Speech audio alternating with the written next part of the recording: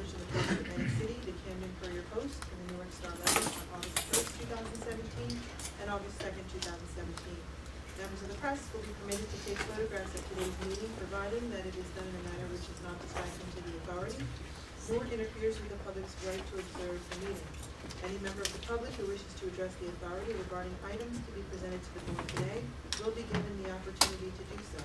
Comments regarding any issues that do not appear on today's agenda will be taken during the public comment portion at the end of the meeting.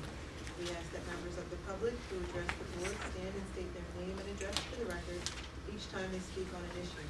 It is also requested that comments be limited to 3 minutes per issue. Deborah DiLorenzo. Ed Gant. Mark Antonio. Here. Mayor Don Guardian. Michael Hanley. Here. Gary Hill. Here. Howard Kyle. Here. Matt Levinson. Here. William Mullen. Kevin Ortsman. Dave Reba for the State Attorney General. Here. Robert Kennedy for the DCA Commissioner. Here. Bob Shaughnessy for the State Treasurer. Here.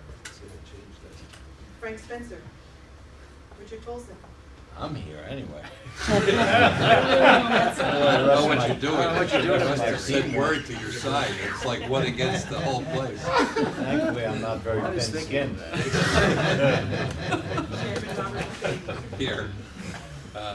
Thank you. We have a quorum. One. 1, 2, 3, 4. Just The first item on the agenda is ratification of the minutes of the July 18th board meeting. They're in your packet. I assume you've read them. Are there any corrections anyone wishes to make? If not, I'll accept the motion to ratify the minutes. I'll move it. Second. Moved and seconded. Hearing no further discussion. All those in favor say aye. Aye. Opposed? So ordered. We have a treasurer's report in your booklet for you to take and read. Kathy, I want to thank you. Appreciate the job you're doing. Next, we have the always interesting, usually always interesting, Executive Director's report. Chris? Thank you, Mr. Chairman. Just wanted to mention 2 upcoming events. We have next week, next Wednesday, August 23rd, we have the Atlantic City Air Show. We are one of the sponsors for that event. It's a huge event for the region. Draws about 400,000 spectators. This year's headliners are the U.S. Air Force Thunderbirds. It's an event that is free to the public, but we also, Spectra hosts a VIP watch party at the Loja at Boardwalk Hall, which is a perfect place to watch the show from. Tickets are still available for that. Comes with seating for the event, parking, and lunch from Carmine's. And also, we are now less than a month away from the 2018 Miss America competition, also at Boardwalk Hall. Preliminaries on Wednesday, Thursday, and Friday, September 6th through 8th. Main competition is Sunday, September 10th, and tickets are still available for all sessions there as well. You want to comment on the success of the beach concerts? Sure. So we had our 3rd concert, the Rough Rider show. I would say a successful season. Obviously drew a significant crowd for Pink, 45,000 on a Wednesday night, which is a huge deal for us, huge deal for the city. Also had, I don't have the numbers right in front of me, but I believe 15,000 or so for Brantley Gilbert, and roughly the same for the Rough Rider show. Important for the board and for us as a city and as an authority. None of the shows were on the weekend this year, all midweek, and significant visitation, significant business coming into the city as a result. So pretty successful all around. One other comment I'd like to make, and I see Colonel Gilbert here. As everybody knows, we added additional Class 2 officers this year. And if I read the reports right, Colonel, we had pretty successful operation on Pacific Avenue.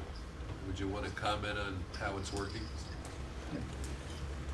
Bob, things are going very well in addition to what we're doing with the Class 2 officers, where that presence is invaluable, whether it be here or any other tourism destination. The other thing that we have going very well also, we have a lot of partnership embedded with Atlantic Care and other partners as we're reaching out for the at-risk special needs population, so some of the same people that the Class 2 officers are interacting with, so they're not solely responsible for those encounters. We're trying to support them and buttress what they're doing with reaching out to those people with the issues that they have and try to get them care and assistance with their issues, whether it be housing or addiction issues or whatever else. So combining all those efforts together, I think, are having a real good outcome with those populations. Something we have to continue at real hard, but it's something we're going to keep very focused on.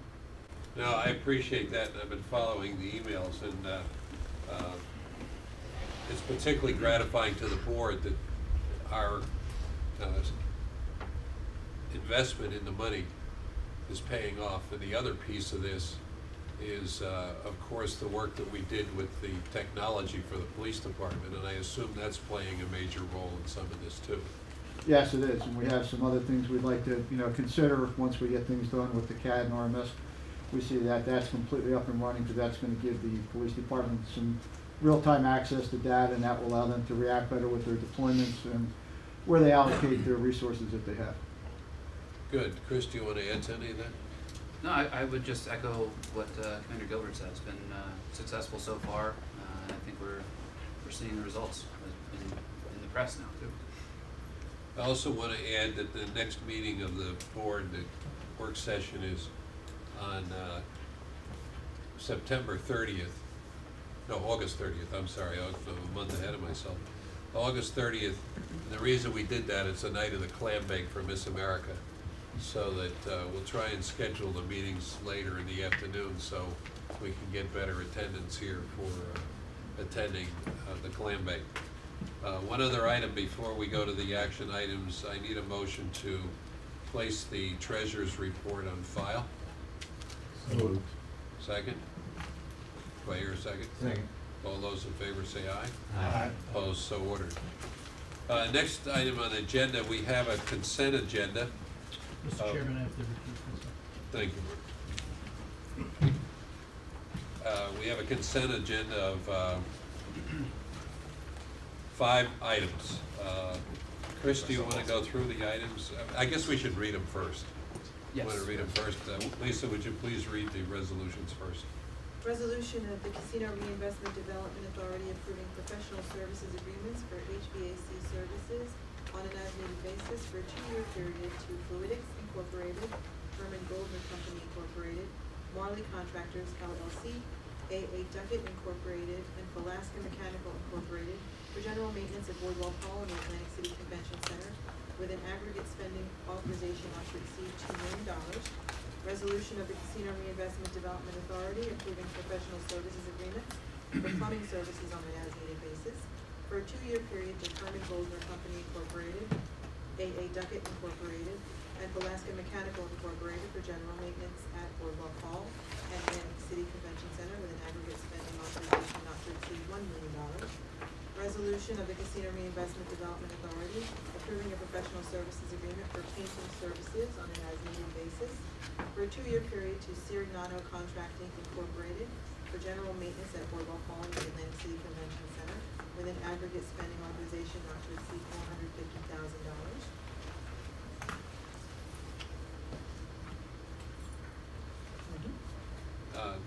Resolution of the Casino Reinvestment Development Authority approving a professional services agreement for concrete services on an as-needed basis for a 2-year period to L. Ferriazzi Concrete Company and, for general maintenance at Boardwalk Hall and the Atlantic City Convention Center with an aggregate spending authorization not to exceed $250,000.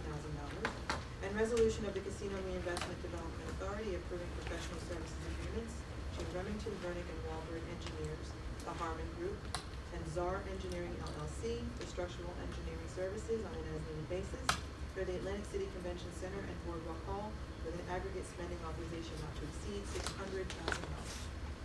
You have the 5 resolutions there.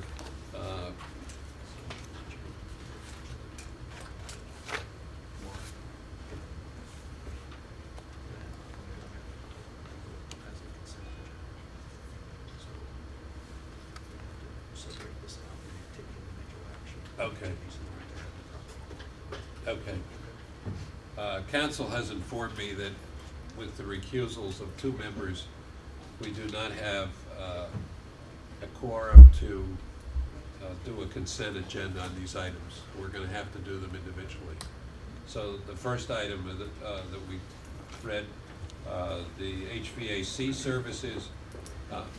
What all of these things are doing is we're really making an effort to bring both Boardwalk Hall and the Convention Center up to date with the monies that we have from the bond issue. For example, on this one, we're talking about air handler replacement, pressure relief valve replacement, arena exhaust fan replacement, and arena chiller system upgrade.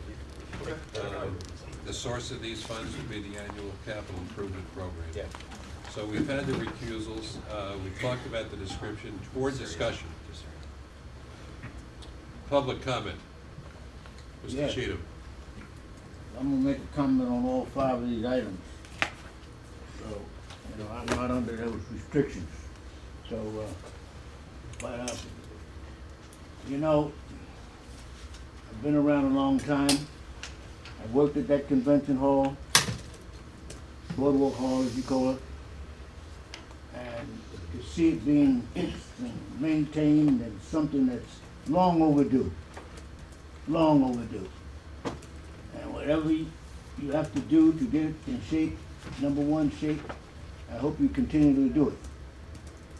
So as far as I'm concerned, all 5 of these things be voted on without hesitation. Thank you. We intend to do that. Any other public comments? Just on Yes. those 5 items or other comment? I'm sorry? On those 5 items, correct? Yes. No comment. Any other public comment? Hearing none, accept the motion to approve the HVAC, which we can do with a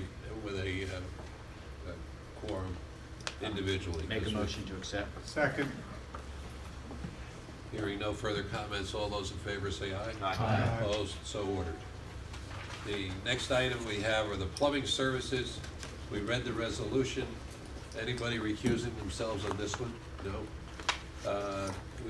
The description of the action is really Boardwalk Hall domestic hot water upgrade, rerouting steam pipes in the garage, kitchen renovations, which are important, general repairs to cast pipes, and these will also be funded from the annual capital improvement project budget. Board discussion. Public comment. Motion to adopt. Second. Moved by Mr. Tolson, seconded by Mr. Levinson. All those in favor say aye. Aye. Opposed, so ordered.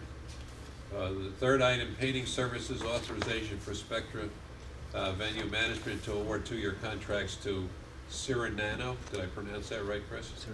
Contracting an amount not to exceed $450,000 for services on an as-needed basis. Anybody recusing themselves on that? I'm sorry? You are? So we got one recusal, we're fine. We've described the action, a board discussion. Public comment. Hearing none, a motion to adopt. Second. Moved by Mr. Tilson, is there a second? Yes. Seconded by Howard. All those in favor say aye. Aye. Opposed, so ordered. Number 4, concrete services, awarding the contract to El Ferriazzi Concrete Company in amount of $250,000. We've read it. Any recusals here? Recusal, please. Mark's recusing, so we still have a quorum. Board discussion. Public comment. Motion to adopt. Motion to accept. Second.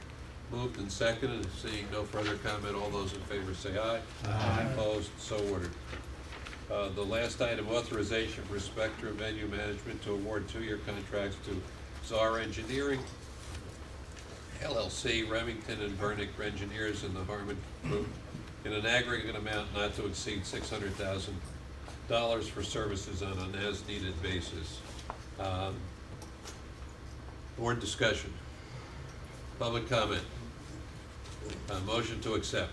Move. Moved, Mr. Tolson, seconded by Ms. Howard. All those in favor say aye. Aye. Opposed, so ordered. The last item on historical architectural services being held until the September for additional work. Now, Paul, we all in order on doing this, You right? are, sir, thank you, we appreciate it, thank you.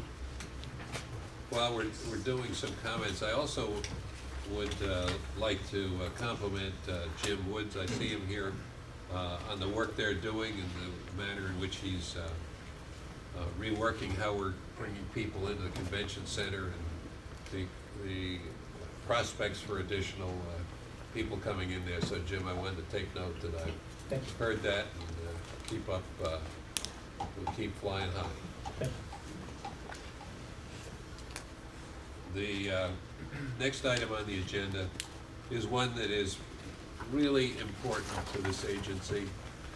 It's the land use regulations, and we're going to ask the board, it's been recommended by committee, we're going to ask the board to authorize publishing these land use regulations. Lisa, would you please read the resolution? Resolution of the Casino Reinvestment Development Authority approving submission of a proposal to adopt new rules, NJAC 19:66-1 et sec, pertaining to Atlantic City Tourism District land development regulations. Do I have any recusals here? No. We are going to provide a real description of this action. This is critically important because it will bring up to date the land use regulations that have not been brought up to date from 1978. This will implement the master plan that this board passed earlier this year. And when you see the presentation, you will begin to understand not only will it make things better in the way we do business, but I think it'll become self-evident, and we can have that discussion afterwards. I do want to thank Chris, you and your team, Lance and Paul and Rob and Christine Cafone and Justin and Riker Danzig for getting us to this point. There's been a tremendous amount of work put into this. We've had work sessions for board members. It's a pretty thick document, but we're going to present it in a fashion today that should give everybody an understanding of what we're trying to do and what we will accomplish with this. So Lance, if I could, and Chris, unless you want to introduce it. Just tee it up, I guess, for some context. The authority was tasked with this responsibility, creating land use and zoning regulations for the tourism district under our statute. Our first step, as the Chairman was the master plan amendment that we approved back in, I think it was March. That allowed us to proceed with the preparation of these regulations that Lance will discuss now. And this is the first of a few steps that we have to take in order to approve the regulations. This is authorizing the publication of the regulations. They will be printed in the New Jersey Register for a public comment period. There's a 60-day comment period. We'll also have some hearings for public comment, much as we did with the amendment. And then we'll ultimately bring back the regulations for final adoption before the board. So with that, I'll tee it up with let Lance do this thing. Thank you, Chris, and thank you, Mr. Chairman. It was a team effort, as I said in our committee meetings. This was a long process to get through, but with legal help from Paul, Riker Danzig, and our planning department, we've come to a document that I think will do just that, is really streamline the process through land use through the tourism district and help development and encourage development, economic development throughout the city. So we certainly hope that's the case. I think too, when you go through this, we've been particularly sensitive to the individual homeowners in Atlantic City and to make it easier for them. And Lance will touch on that, but I did want to make the point that in undergoing the process, we've tried to not only make it more streamlined, easier to do and read, but to be sensitive to the needs of the people in the districts. Absolutely. Small businesses, right up from ground root stuff all the way up to the casinos and certainly the residents that live in the tourism district. Absolutely. So we'll jump right in. As Chris indicated, this process comes out of our master plan. The master plan sets up the parameters for land use. In this document, these regulations will actually set up the individual zoning requirements and permitted uses in each of the zones throughout the tourism district. And as the chairman indicated, you know, the local regs in Atlantic City have not been updated since 1978. So there's a lot of uses out there. One particular, cellular antennas. Who had a cell phone in 1978? Not very many people, if any. So Gordon Gekko may have had one back in Wall Street. Anyway. Exactly. So we've cleaned up a lot of that aspect of what happens in today's world. We've created land uses that are wider ranging, where in each zone it's much more clear what you can do in each zone. Retail uses are not categorized specifically now. They're categorized much more widely, if to use that word again. But it's a lot easier to deal with ordinance, we believe. We think it's going to be user-friendly for applicants coming before our land use regulation hearings and this board. So that's where we really jumped in on this and streamlined the development application process. Really cut through some of the red tape that the state is always famous for having. We think we've cut through a lot of that. Some of the things we worked on, this really just the master plan objectives, statement of objectives, get more in line with the municipal land use law, provide support for current and future redevelopment, and then the master plan actually set the stage for the zoning and land use regulations. The highlights of the land use regulations that we went through, we enhanced the definitions for greater clarity. We added a lot, we took some out, but we certainly added quite a few definitions that will really make it easy for developers to understand the direction that the tourism district is trying to go and the city as a whole, from our point of view, is trying to go. We clarified the certificate of land use compliance procedure. If you're familiar with zoning permits, that's what this is in the city of Atlantic City. It's a CLUC. You need one for any business activity that you're going to operate or any land use on any piece of property within the tourism district. So that's a process that we clarified. It's an over-the-counter typically. If you don't need any relief from the ordinances or the regulations, it's an over-the-counter permit that comes through our office typically within 24 hours. We have up to 10 days to review that, but they're typically turned around much quicker than that. Extended the CNC over the counter permit period to 5 years. This is what the chairman was referencing when he talked about helping out the residents of the community. The bulk of the applications that we see under our land use review hearings and this board is from mom and pop coming in to get a certificate of nonconformity for their house, their dwelling. The home happens to sit in a zone that doesn't permit that use anymore, hasn't permitted it since 1978. So they have to come before the board, prove that that house existed, and prove that that use didn't change all through that time period. Right now, how that's handled is if it's past 1 year after that zoning change, which would have been 1979, you have to come in before the board, make those proofs, and it's onerous on residents. Spend the money.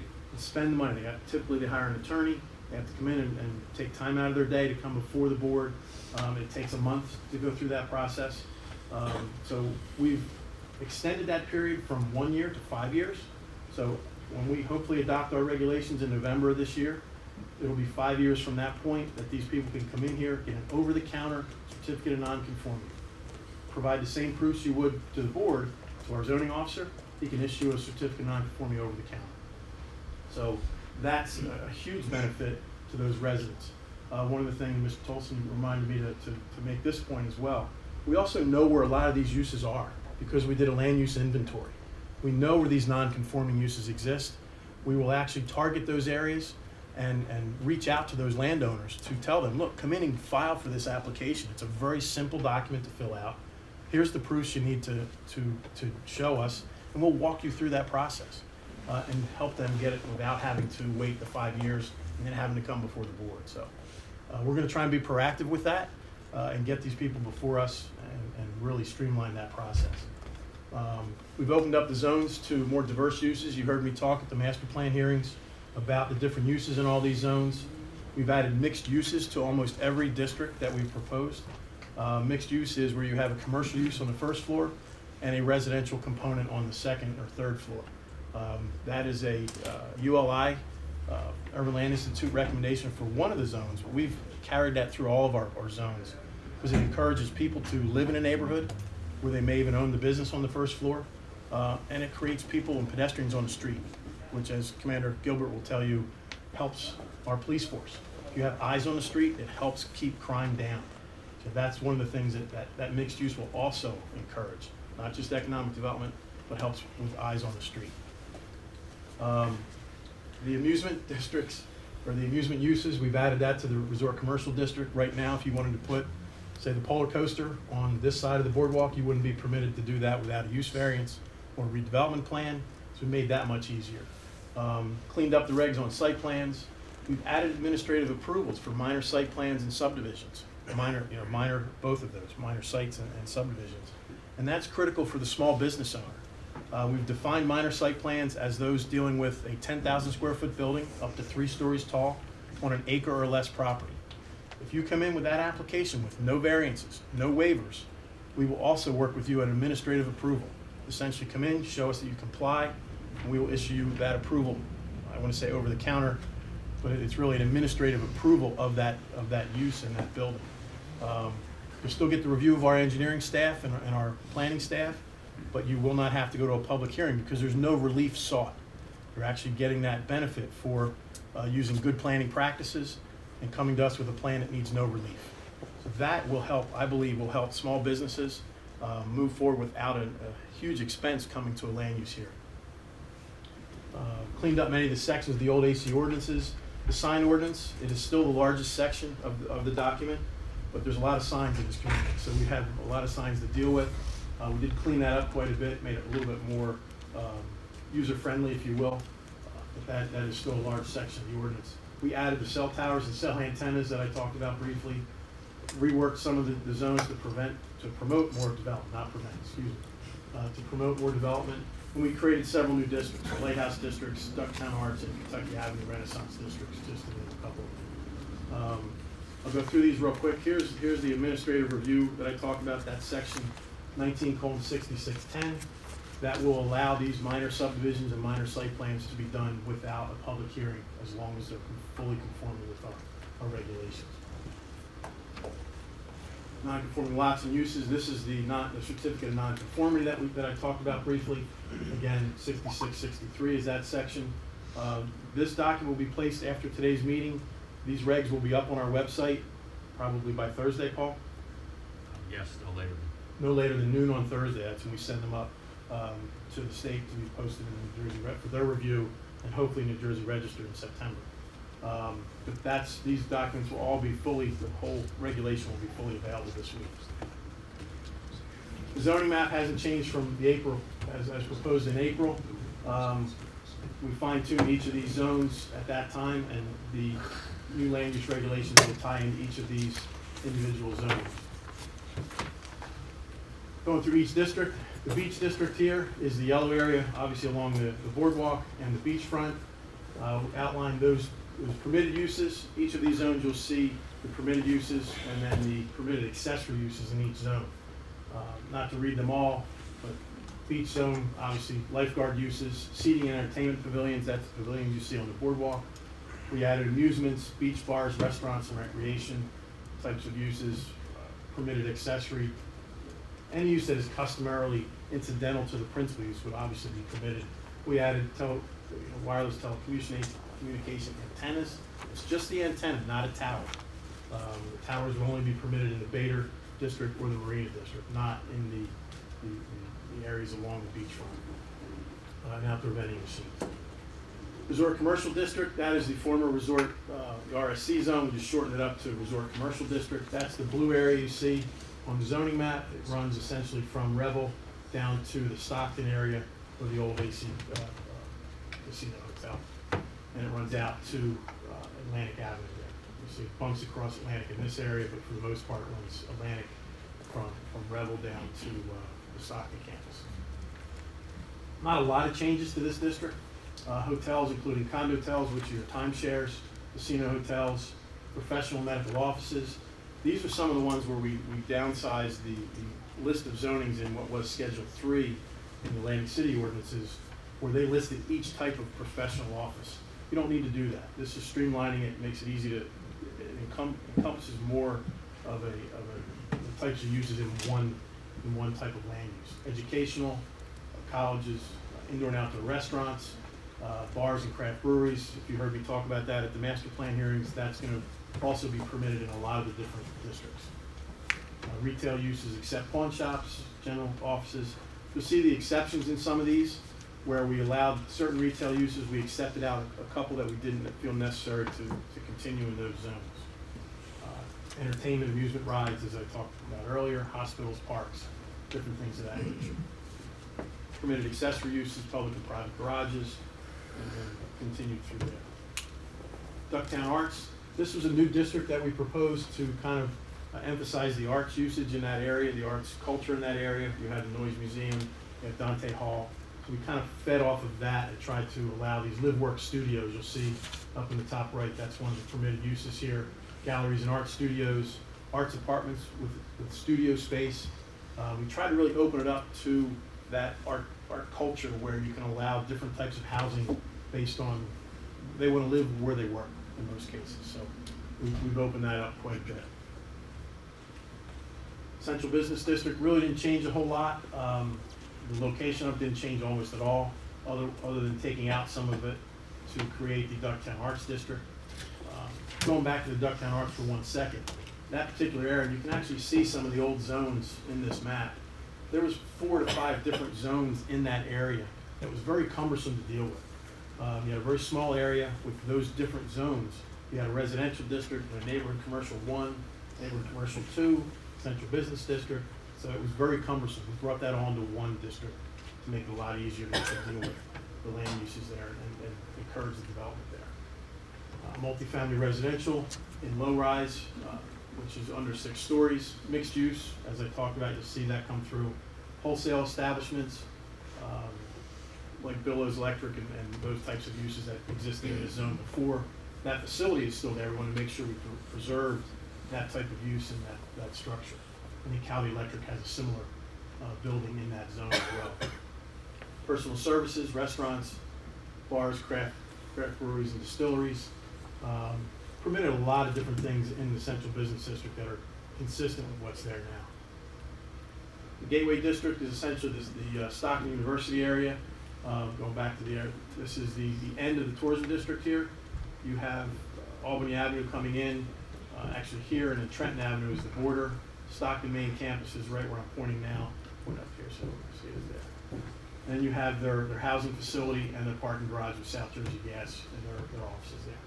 So it essentially encompasses the park, some areas that extend beyond Atlantic Avenue and down to Pacific and then back up to the boardwalk here.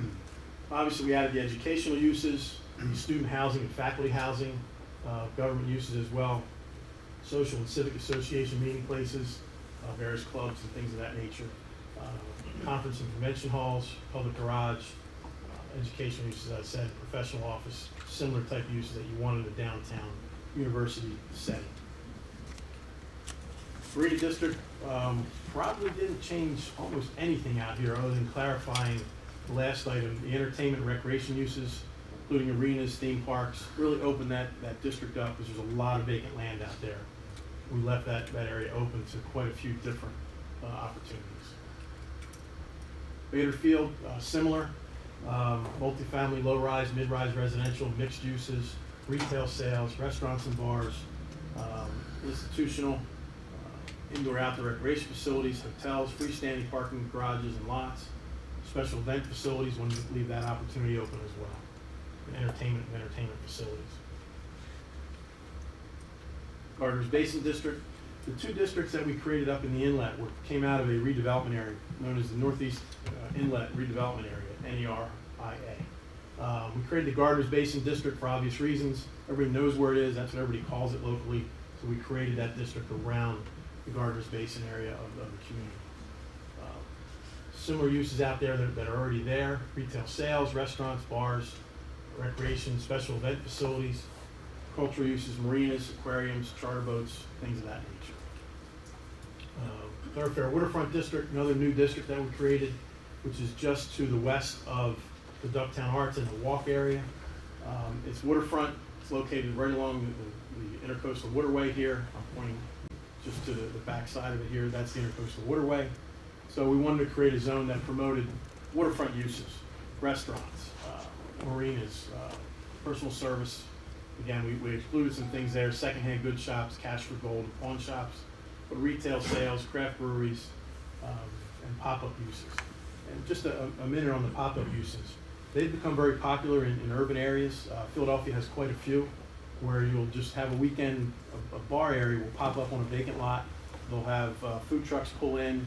They have a portable bar. It's something that has become very popular with the millennials. With the master plan meetings, you heard that word a lot. And you'll hear that in land use because we're gearing towards that population. They're going to outnumber us baby boomers real soon. Chris's whole group is coming to take us over. I don't know if it's good, but Right. the numbers are right. True, true. So that's something that we wanted to encourage or at least allow in certain districts. Lighthouse Districts 1 and 2. These two districts came out of the Urban Land Institute report that they did on the Southeast Inlet in 2014. Very similar districts in that they both promote multifamily low-rise and mid-rise depending on where you are, and even high-rise in the LH2 district. The LH1 permits the higher buildings in the back here. We wanted to keep them low in the LH2 because you're up along the waterfront. Keep those vistas open as much as possible over top of the open space. We'll talk about that zone in a second. This is the Lighthouse Park, and then one of the county recreation areas there, the playground there as well. So these areas are very similar other than what I talked about with the height restrictions. Lighthouse 1 does permit the high-rise, mixed uses, retail sales. There's the pop-up uses again, restaurants, parks, educational and government type uses. Lighthouse 2, you see the restriction there with low-rise to mid-rise, so it can only go up to 7 or 8 stories, not necessarily up as high as the high-rise to protect those vistas out into the ocean and the inlet. Very similar uses other than that. Kentucky Avenue Renaissance District was a zone that actually came out of one of our master plan discussions. This was a historic area of the community that goes back to the Jazz era. It actually extended further up Kentucky Avenue, but this was the area that we thought was best representative of what we can look for into the future. So we created this district as almost a hat tip and hopefully something that will promote that music industry again, and that music, the livelihood that promoted back in the 60s and 70s, if you will. So where we kind of focused on was the concert halls, recording studios, things of that nature. Encourage bars and restaurants to be more outside focused, as well as music focused. Entertainment, those types of uses promoted in that area. Not a whole lot different than the resort commercial, but we wanted to add in that recording studios and things of that nature to bring in that use. You have Seacon Inlet's the second zone we created out of the NEIRA district, redevelopment area. Really no changes to it. We just listed the same permitted uses, mainly residential and the condotel, which is the flagship, which is right in this little bump out here. It is really the largest development in that district. Multifamily low-rise, mid-rise residential, retail sales, similar type uses. You'll see there's a lot of similar zones in these areas. There are little small nuances, and there's nuances with the lot size characteristics that come up through the land use regulations that you'll see going through the document in more detail. This is the open space district, which again is the Lighthouse Park, and the county recreation facility there right along the inlet. We think it was critical to keep this open space to encourage development of the lower scale residential in and around that area in the Lighthouse 1 and 2 districts, and encourage that open space to remain. Really, the only permitted uses there would be passive recreation, historic tourist attractions such as the Lighthouse itself. Beach Conservation District, we stopped the main beach district that stops right at, I believe, Roosevelt Avenue here, because we didn't really want the bars and restaurants up in the residential portion of the community. You have single-family homes that start, some multifamily, but mostly residential single-family along the beachfront as it goes down to Jackson Avenue into the Ventnor area. So we didn't really want the high-end commercial or high-intensity commercial uses on that beach there. That's restricted only to typical recreation on the beach, seating and entertainment pavilions, because we do have a couple of those, and your typical lifeguard huts and structures. Additional uses we set up in each of the zones. where certain use might be encouraged in one zone but not in another. One specific use would be single-family homes in the Lighthouse, both the Lighthouse districts. We set up definitive parameters for that type of use in that zone, and that makes it a conditional use. And then we set up parameters that control that use within that certain zone. In that case, for single-family homes, size of the development and density. These are the conditional uses that we set up in various zones throughout the tourism district. Automobile service, gas station, and convenience center, super Wawa. That's the generic term for a super Wawa. Automobile repair, houses of worship, food trucks and trailers, light industrial uses, i.e. warehouses, retail warehouses. There's your single-family detached, public parks, utility stations, and wireless telecommunication towers. The only zones that we permitted, as I said, the wireless telecommunication towers would be the Bader Field District and the Marina District. Really, the antennas cover pretty much the rest of the island with the height of the structures that are here. It's cheaper to just put an antenna on that than to create a whole new tower, lattice work, or a monopole. So that's why we maintain those just in those districts that can actually handle it. That's a lot of talking. Just trying to get through it quickly. Understand for the public, the board members have heard this a couple times, so it's Mr. Olson probably the third time, Mr. Ellison. Lance, before you do that, I want to thank you as I indicated earlier. As much work as this is one of the most critical things we can do as an authority, because it fits in with our statutory function and implements that statutory function in a way that affects the people in the tourism district. I think that I want to thank the board members who really participated in going through these items. I want to thank Mary Maples from the governor's office. So these are all people that you don't normally find putting in the kind of time to make sure that we got this right. As I think you can understand, there's been a tremendous amount of thought put into this so that we've done things to affect society as it is today and as it will be in the city, whether it's millennials, whether it's historic areas, and doing things like the Kentucky Avenue area, the protection of the beach, and using the beauty of the beach and the ocean for what we do.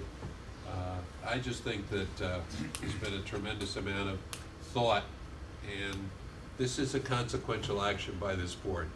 As Lance had mentioned, the last time real zoning ordinances were done in this city was 1978, and I think at least as far as the tourism district goes, it sets an example for the rest of the city for how they should go about doing the things that are needed to do. It's hard work, it's non-political, and it's one that I think is critical to our functions in the future. So I want to thank Chris, I want to thank you for really putting your foot down to get this done. That's leadership, and I want to thank the board members for their participation. So at this point, I'd like to ask any board members if they have any comments or that they would like to make regarding this. Yes, there's just one thing you're talking there, it flashed through my mind. In the commercial regions that we've established, we're dealing with some things now with data centers wanting to come into the city, which are essentially warehouses for computer servers, okay? Right. I believe when I went through this, that the commercial districts all would authorize that type of use. I would say so, yes. Yeah, I just want to confirm that. Under the professional office space or You know, warehousing. essentially, they're secured warehouses Yeah. for, very secured warehouses for Database. coordinated, consolidated servers for multiple businesses. So, we've had some of those already come into the city. Yes, I know you have, and so I'm pretty sure it was approved. I just wanted to verify that in my own mind. Thank you. Gary? I just wanted to mention that again, looking over this again, and I reread it for like the second time, I just think it's very more small business friendly, which we definitely need in Atlantic City to promote. The big business will take care of themselves to a point, but some of these things are really gonna make it easier, I think, for that, and that's a great asset for us, and congratulations. Thank you. That was one of the goals. I Absolutely hope one of so. the goals. Thank you. One of the goals. Rich? Just to comment on the work that has gone into this, as Lance had indicated, I heard this at a special meeting that was set up for board members, actually a couple of them, committee, and then here.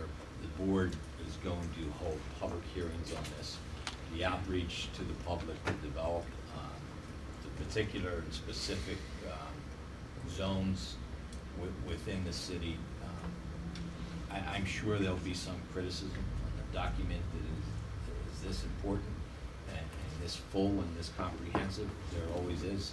But what has been done, the precautions that have been taken, the outreach that has been made, the information that has been given out to us, the questions that have been repeatedly asked, I'm sure, and will continue to be asked, have been answered in their entirety. And I'm just proud to have been part of it, because unless we're in Chris's age bracket, there's very few of us that are gonna have an opportunity to effectuate and have impact on a community again. So it's good to be part of it, and my hat's off to all those involved that provided all the answers. I was looking around here, and I guess, Chris, you and Nick are the only ones. Would you still be classified as millennials? No.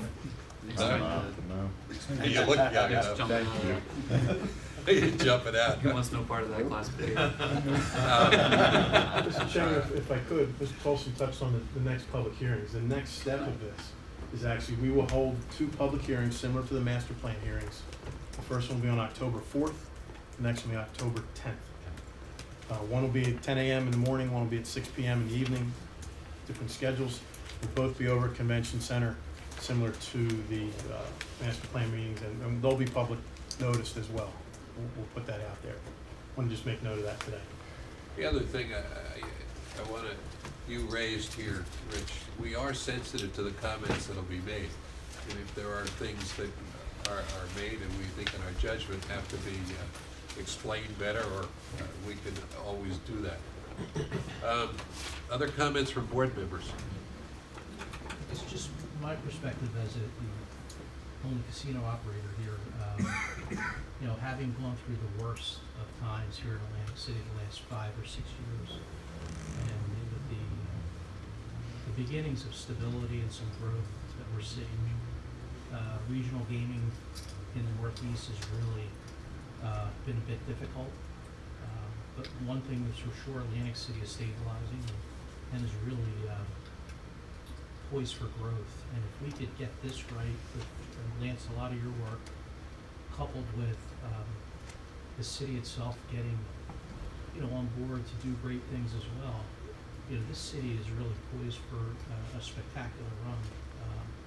And that's certainly why my owner has spent over $100 million in the last 5 years or so in resorts to give a rebirth. So, I'm very excited about it, and hopefully we'll start to see the investment flow.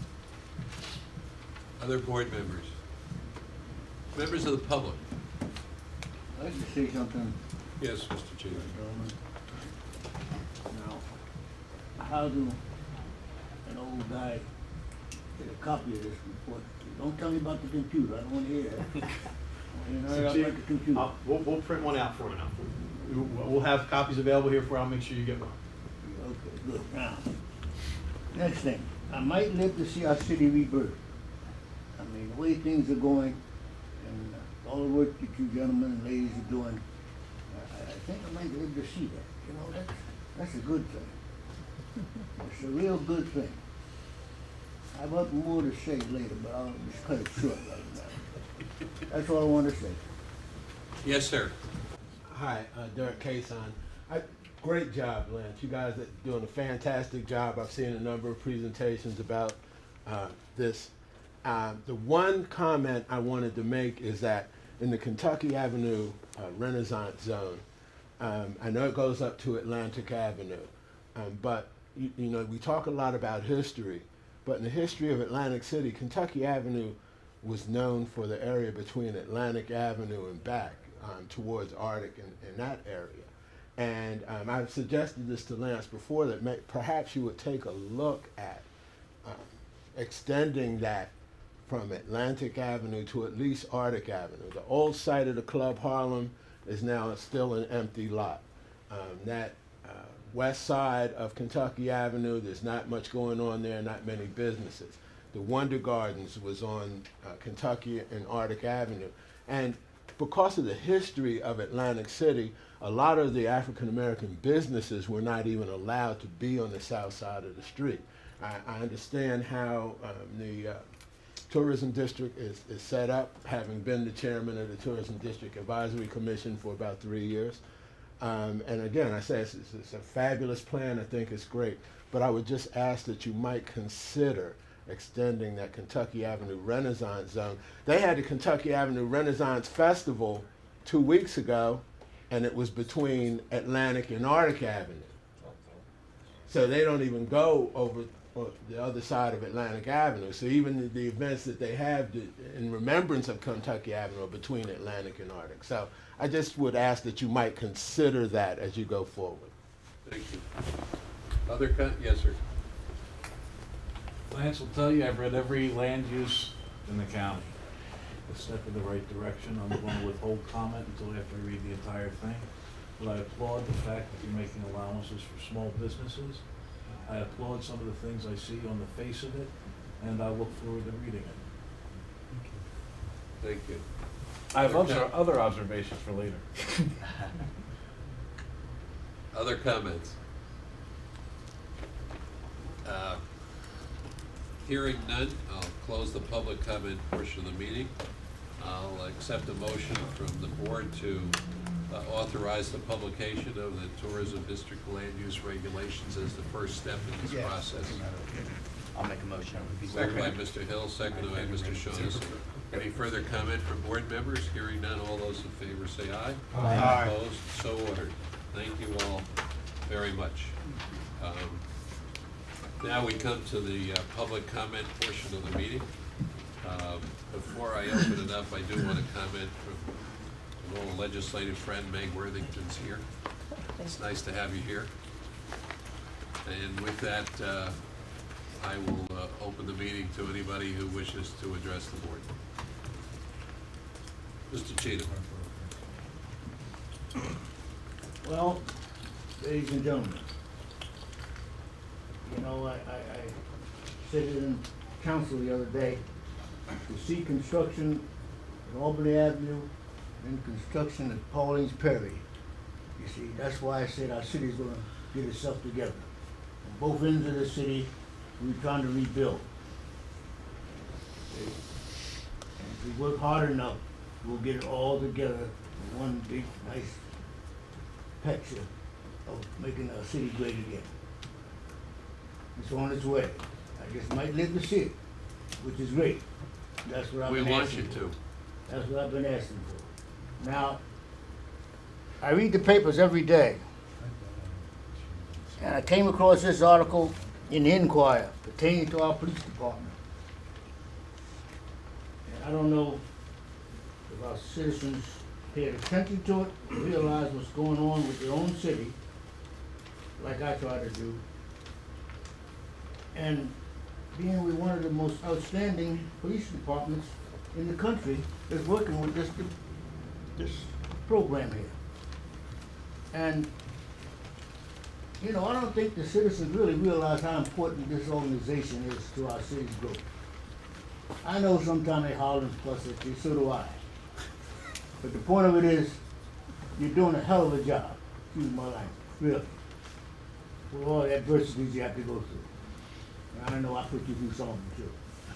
But the point of it is, our city can be great again. And then when I see something like this, Atlantic City Weekly, Ocean City.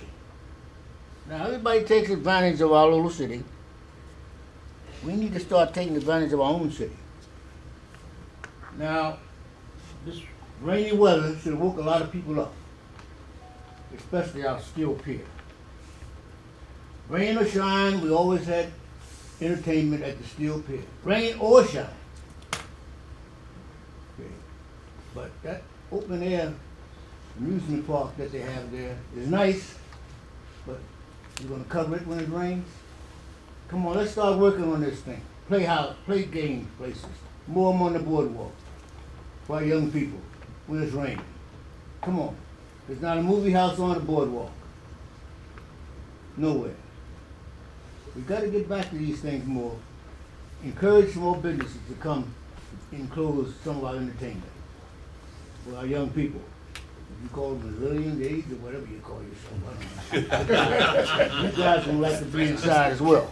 So we need to start getting this all in our minds for our city. The more the merrier. The more the merrier. That's all I can say.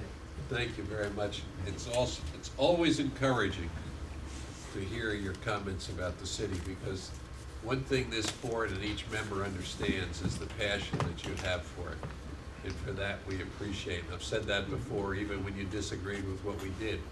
I respected the fact that you had a great passion for this city. And that's the way it should be. Any other comments? Yes. I want to talk a little bit about the tourism district in general. And mine are not critiques, they're observations, because sometimes the board's unaware of what's going on around it. Every day I'm all over this city, every single day. And today I thought I'd come in with some pictures that are out there. And I'm only going to start on Brighton Park because we have that Korean memorial, beautifully kept, 10 feet away from what the CRDA is keeping, and it looks like crap, period. It's moldy, the memorial's painted, it's got weeds growing out of everything, and the boardwalk crew does not seem to come down off the boardwalk to clean it. So the other day, if it does, and when I was there the other day, taking pictures, it did not. Which section is it? The amphitheater. The amphitheater, here's just pictures of it, and you see the difference between the two. The amphitheater was taken over when the park was taken over by the Claridge. And who's in charge of enforcing the code on the Claridge? City. Okay. Then they'd also be in charge of enforcing the code on the showboat, because that's a mess. Okay. On the show. Yeah. This, I believe, falls in the province of the CRDA, because I have a picture here of the CRDA truck outside, landscaping. I lived in the Beachgate for about 5 years ago. And it was all summer people, nice people, this and that. Something happened when I moved out, and I've moved back in. Let me tell you what the CRDA's role is and what happened. The CRDA took away the parking on Connecticut Avenue and built all sorts of berms and bushes and everything else looking nice for the Revel, the Sanctus. They did the same on Oriental Avenue. The deal was they were supposed to keep it. I know you've had your fight with the landscaping and the straw, and I left it off the table, but I also read recently that you've received $62,000 for landscaping. The other day, pulling up to my complex where I lived, someone asked me if I lived in subsidized housing because of how crappy it looked. The weeds are still there, take a ride by, the underground sprinkler's off, but this is in the heart of your tourism district also. It's directly across the street from where you're building the brewery is building the 250 units. We only have one chance to make a first impression. Please keep that in mind. Is that a piece we own? No. No. These are privately held lots. We don't own them. We don't maintain them. We don't own them, but you took them. They're privately held lots. They're not owned. By Straub? Mr. Straub did not acquire those when in the bankruptcy, the lots. I don't believe he still owns them, but I'll check. But these are privately owned parcels. The CRDA parcels we maintain, the beds we maintain, but we do not go on private property or maintain. This any is on the private other property. side of the wall that you people, that was built for the Revel, and on property that was reclaimed by the CRDA. So someone has to do some homework there, whatever it is. I know we don't own it. We will. And Captain Gilbert, can you do something about the junkies jumping out in front of cars on Pacific Avenue? Yes, sir. Thank you. Jeff, thank you. Other comments? Yes. Mr. Chairman, Mr. Executive Director, and board members. I have an extensive background in entertainment, and I've seen a lot of shows, and listen, I'm all for bringing people and doing things and having events here in Atlantic City. This summer, the beach concerts, I attended Brantley Gilbert, I attended Pink, and I attended Rough Riders. And I want to say, at 60 years old, I have never in my life been so embarrassed by the language, the cursing, the use of the N-word in this Rough Riders concert. It was absolutely deplorable. And to be on the beach, I don't know if we have the right of refusal with who Live Nation brings into Atlantic City, but if we don't, we need to start having it, because there are some things that we just don't need. I mean, people walking along the boardwalk with their children that day that may not have been attending the concert. Oh, is that my phone? Yes, I'm it is. sorry. I thought it was mine. I'm so sorry. It was absolutely deplorable, and I was very, very embarrassed. And I know the CRDA put a lot of money into that and sponsored it. What was most embarrassing for me was when they brought the children from the Boys and Girls Club up on stage at that show. And, you know, I see the kids walking around the neighborhood. I taught music this past semester at one of our local elementary schools. And when you hear the children using this language and you say, where do you get that from? And then I go to this concert and this is what we exposed them to. And I just think it's bad for Atlantic City. There's enough great entertainment in the world that we can bring to Atlantic City without having all of that cursing, and they went out of their way to use the N-word. It was bad, in my opinion. And I would ask that you would consider that in future shows and future beach concerts. It's a very difficult issue. I lived that issue for 19 years when I was at the Meadowlands. I even went to court once knowing I was going to lose to stop Marilyn Manson from playing because of the message that was delivered to the kids. I lost in federal court. I knew I was going to lose, but it's a very difficult issue, and where the line is, and I think you see it being played out across the country these days, unfortunately. But your point's well taken, and I think that perhaps if we use we may have to look a little deeper into some of the acts and what their message is. Yeah, I just think if people stop hiring those particular acts, they'll either clean their act up to get work. I mean, it's all about economics, and if you're not hiring those groups, they'll either change their act up or... Unfortunately, in today's world, I wish I could offer more hope. Other comments from the public? Hearing none, I'll close the public session. There is no executive session today. So with that, I'll accept the motion to adjourn the meeting. So moved. Second. Moved and seconded. All those in favor say aye. Aye. So ordered. Thank you all very much for being here.